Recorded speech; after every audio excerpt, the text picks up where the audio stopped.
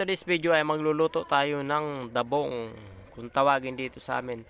Tsaka meron nga ako nabili na labong na hiniwa-hiwa na yung labong natin at tsaka pinalambot ko na rin yan. Pinalambot ko na sa atin pangalawang gata. So pagkatapos nga yan, lilagyan ko na ng mga ingredients dyan. Lilagyan ko ng una, sili linagay ko, sibuyas, at tsaka bawang. Mayroon din akong linagay dyan na luya. At tsaka yung dinikdik natin na paminta.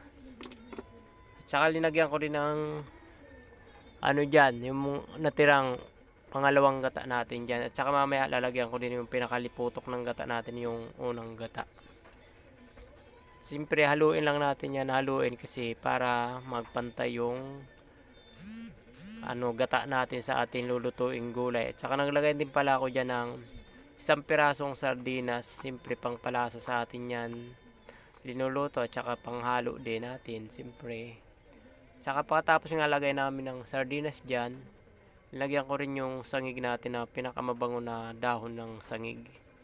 Masarap talaga yung sangig sa mga linuluto, lalo na po sa mga gata dito sa probinsya. Mga mahilig po niyan maglagay mga sa probinsya yung Saka naglagay rin pala ako dyan, nag-additional ako, naglagay dyan na ako ng atin daing na bisugo po.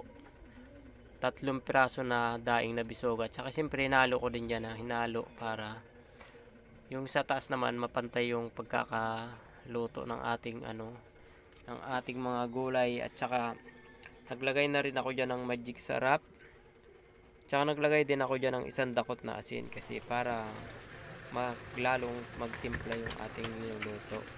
Pagkatapos nga yan, kulo na yan ang ating niluluto dyan. Finished product natin yan. Siyempre maya maya na ay magpupuntirip na tayo. Sarap yung ating for watching.